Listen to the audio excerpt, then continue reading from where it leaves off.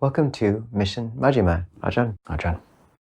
So Ajahn, tell us about the Mahasakuludayi Sutta, Majjhima Nikaya 77. Okay, this is quite the sutta. So it starts off in Rajagaha, and at this period there's lots of wanderers who are visiting Rajagaha, staying near Rajagaha, what's called the six, sometimes heretical teachers teaching a group of people, and the Buddha goes into town for alms, is a bit early, and thinks, why don't I go and speak with Sakuludayi? So he goes there, and as happens, the wanderers are engaged in those various talks, which we talked about last week as being sometimes animal talk, or talk that's not going in the direction of the goal. Talk about kings, talk about ministers, talks about thieves, etc. But they see the Buddha coming in the distance, and they say, be quiet, venerables, be quiet. The Buddha's coming. He loves quiet, praises quiet. So gets everyone to be quiet, and then the Buddha asks what they were talking about, and they kind of defer and demur and say, we can talk about that later. But how about we talk about why it is, or which of these wanderers, which of these teachers do their disciples respect the most and listen to them? And then Sakuludayi goes through all these other teachers whose disciples, sometimes even if they're in audience with the teacher, will break in and say, you shouldn't listen to him, you should listen to me. And this happens for all the teachers, but Sakuludayi notes that with the Buddha's assembly, even if someone were to cough, then their friends would kind of nudge him and say, gotta be quiet, it's the Buddha, you gotta be quiet. So the Buddha's disciples listen to him. And the Buddha then asks Sakuludayi, why do you think it is that the Buddha's disciples revere him, i.e. the Buddha? And Sakuludayi speculates something which outer symbols of a monastic life, which a lot of people these days, especially people newly inspired by Buddhism, he speculates 5 reasons why people are inspired by the Buddha, based on that he eats little, that he's content with any robes whatsoever, that he's content with any kind of food whatsoever, content with any dwelling whatsoever, and that he lives in seclusion. And the Buddha says, well, actually, I have disciples who are more content, eat less than I do. I've got disciples who are content with simpler or coarser robes, disciples who are content with less food or always go for alms round, whereas he sometimes will, go to a meal offering. Disciples who live under trees all the time or out in the open, whereas he will sometimes live, even under very, really nice conditions. And similarly, he has disciples who live extremely secluded, whereas he himself will, sometimes live surrounded by monastics, etc.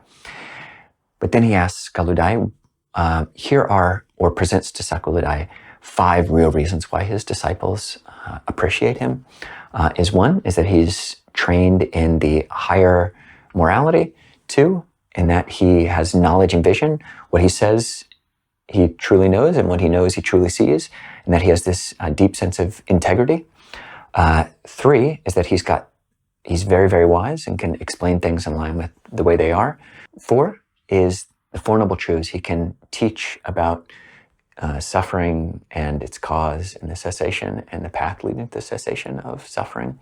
And the 5th is various practices that he's taught. And this is where the Buddha goes into a very long list of basically almost comprehensive list of his different meditative systems, elaborating the 37 wings to awakening, which I'll just name in brief. You've got the 4 foundations of mindfulness. You've got the 4 right efforts. You've got the 4 iddhipada, or bases of power. You've got the 5 indriya, or faculties, the 5 bala, or powers, which are basically developed or cultivated of those 5 same faculties, the 7 factors of awakening, the bojjhanga, and the 8-fold noble path. That's 37 wings to awakening. He then presents what's called the 8 liberations, which honestly is not taught that much these days. And these are not so much about, whereas the jhanas, the 4 jhana scheme, is about depth of concentration. These 8 liberations, these 8 vimokkha, are about more the object of meditation. So the first one is basically paying attention to an internal nimitta, which is just defined in the commentaries as, gaining concentration based on visualizing some kind of internal body part, like blood or bones. The second liberation is about some kind of external object. The third liberation is liberation or meditation on the beautiful. And after that, we have the sphere of infinite space, the sphere of infinite consciousness, the sphere of nothingness, the sphere of neither perception nor non-perception, and then the cessation of perception and feeling, which is equivalent with non-return or arhatship, the commentaries say. So it's 8 liberations, which really aren't elaborated very much. The next list, which are the abhibhayatanas, or mastery, spheres of mastery. You can look them up in the sutta. And then the Buddha describes 10 kasinayatanas. Kasina literally means totality, and ayatana is the sphere, the scope, or the scope of totality, kasinayatana, of these colors, which are blue and yellow and red and white. So one fills one's mind with these colors, or the 4 elements of earth, water, fire, air, or unbounded space or unbounded consciousness. And when the Buddha is describing this, he uses, this is one of the few places in the canon where the Buddha uses the word advaya, which literally means non-dual. So one perceives these colors or these elements or space or consciousness above, below, around, advayang, i.e. non-dual, and anantang, without boundary. Yeah, so then the Buddha goes into the 4 jhanas, giving the 4 jhana similes, which we found in Majjhima 39, the Mahasakuludayi Sutta, which you can look up. Very beautiful similes. And then he goes into the atthayana, the 8 knowledges, the first of which is the knowledge or insight which sees the body as distinct from consciousness, the simile being just as there was a thread going through different jewels, and you could see through the jewels in the thread being consciousness and the jewel being the different elements of the physical body.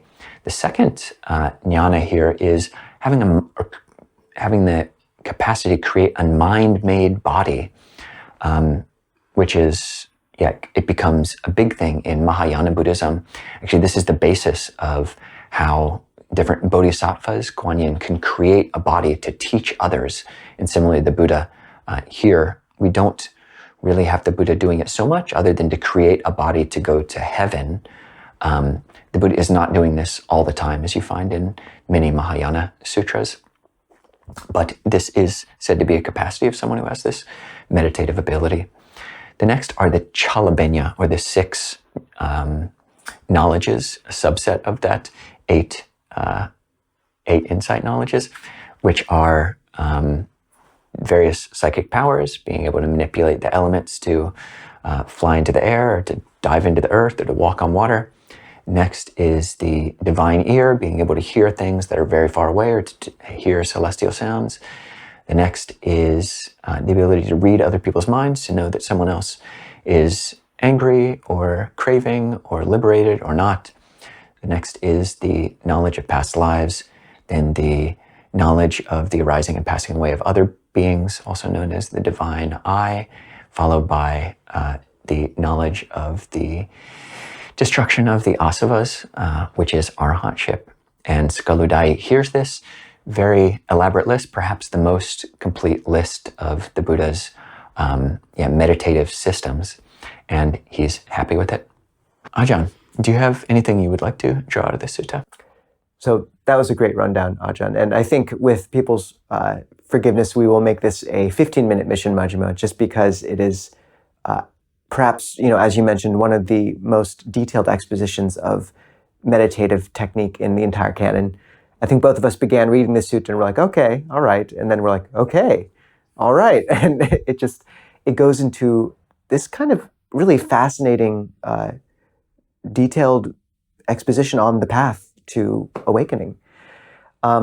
Interestingly, the Chinese parallel, when it goes into that fifth quality the Buddha praises of being able to teach how to develop wholesome states, just as the Buddha teaches his disciples how to cross over to the far shore, instead of this whole detailed. So this may have been an expansion in the Pali, but what an amazing expansion. A few things just to point to.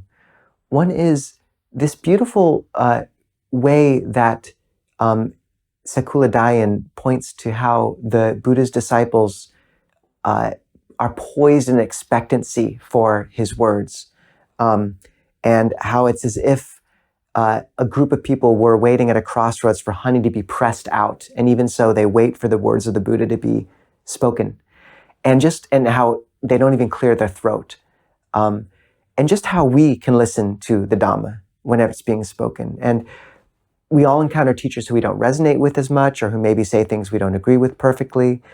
But even then, can we say, oh, this is the Dharma being spoken? And often, as I mentioned in a previous sutta, you and I, Ajahn, will hold our hands in Anjali when we listen to Dhamma from a teacher. Majjhima Nikaya 48 says the strength of someone is their love of listening to the Dhamma, that they lend ear and rejoice. Majjhima Nikaya 33 says one knows satisfaction from being able to drink of the Dharma when it's being spoken. So can we, even just repeating those words before we listen to a talk, may I listen to this as if honey were being pressed? The next thing to maybe point to is when the Buddha speaks about that quality of his ability to speak to the Four Noble Truths.